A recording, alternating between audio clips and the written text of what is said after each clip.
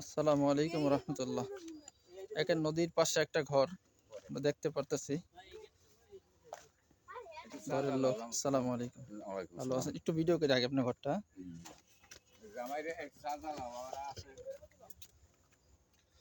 একেবারে নদীর পাশে একটা ঘর আমাদের এলাকারই। এই যে নদী দেখা যাচ্ছে, এই একের নদীর পাশে এই ঘরটা। একেবারে অসহায় মানুষ, আপনারা দেখতে পারতেছেন। এই যে চুলা, এখানে রান্না বান্না করে, উপরে কিছুই নাই আসলে, ওটা দুঃখের বিষয়। এই যে তাদের আরেকটা চুলা যেখানে রান্না বান্না করতেছেন। একেবারে একেবারে জীর্ণ শীর্ণ অবস্থা। এই যে একেবারে নদীর পাশেই ঘরটা।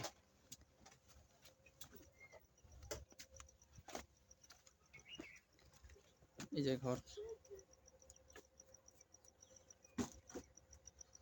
গরিব মানুষ, ছোট্ট একটা ঘর। এখানে এক দুই মুরব্বী থাকে, তার একটা নাতি আছে ছোট, পড়াশোনা করে। তাদের আসবাবপত্র একেবারেই গরিব মানুষ, ছোট্ট একটা ঘর। আসসালামু আলাইকুম রহমতুল্লাহ, ভালো আছেন? মাশাআল্লাহ। আপনারা কেমন আছেন? এই তো দিন যখন খাড়ি ভিডি একটু খাই, আধখান ভাঙ্গা, একটু বাঙ্গারির ব্যবসা ট্যাবসা করি, সব অল্প কটা পয়সা পাতি দিয়ে একটু ব্যবসা বাণিজ্য করি। এই যে কতদিন ধরে আছেন আপনারা এই জায়গায় 14 বছর। 14 বছর এই নদীর পাশেই? এই 14 বছর, আরো বেশি? ওই ধরেন 15 বছর, এই 15তে পড়ছে, 15তে পড়ছে। আপনি দেখতে পাচ্ছেন এই জায়গায় লাইটেরও কোনো ব্যবস্থা নেই, যে সোলার দিয়ে ওনারা চলতেছে। একেবারে গ্রামের পাশে, নদীর পাশে, একেবারে মুরব্বী মানুষ। এই তাদের ঘর, ছোট্ট ঘর, আপনারা দেখতে পারতেছেন, একেবারে ছোট ঘর, একেবারে ছোট ঘর।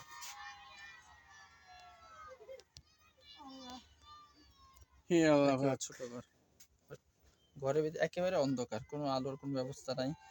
সোলার দিয়ে ওনারা চলে আসলে।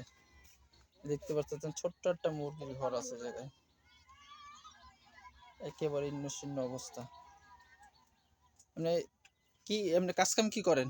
বাবা এই তো একটু বাঙ্গারি কিনে টিনি, এই ছোট ভাঙ্গারি ব্যবসা। গ্রামের বাড়িতে আসলে ভাঙ্গারি ব্যবসা এরকম চলেও না। না, এখন তো আর এই ব্যবসা নাই, এই ডানেরা ভাঙ্গা, হাত ভেঙে গেছে। আল্লাহ সহজ করুক, মাশাআল্লাহ।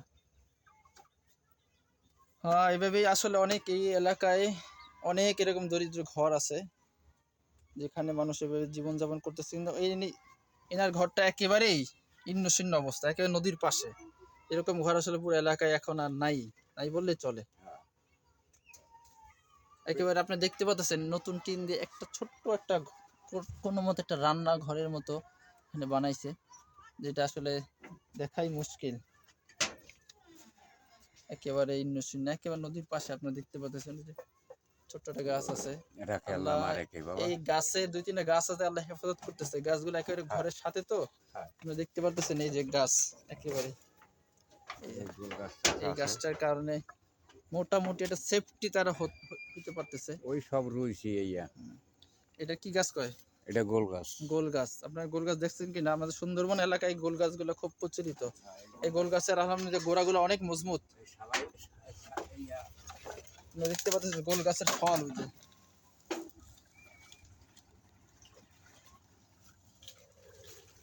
যে একেবারে নদীর পাশে নদীর ঢেউ, যে নদীর ঢেউ যে হচ্ছে তাও দেখা যাচ্ছে।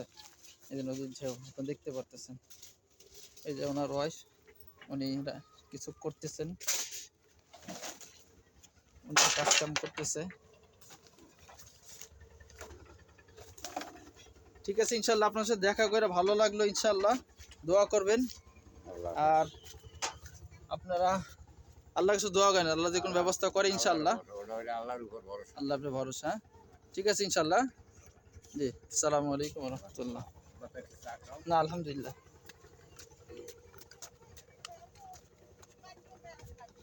এই যে ছোট্ট একটা ঘর,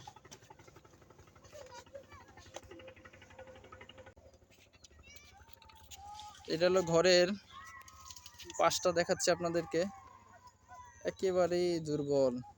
এই যে গাছ, কিছু গাছ আছে, গাছের ফাঁকে ওই যে নদী একেবারে দেখা যাচ্ছে কাছে, আপনারা দেখতে পারতেছেন ঘরটা স্পষ্ট।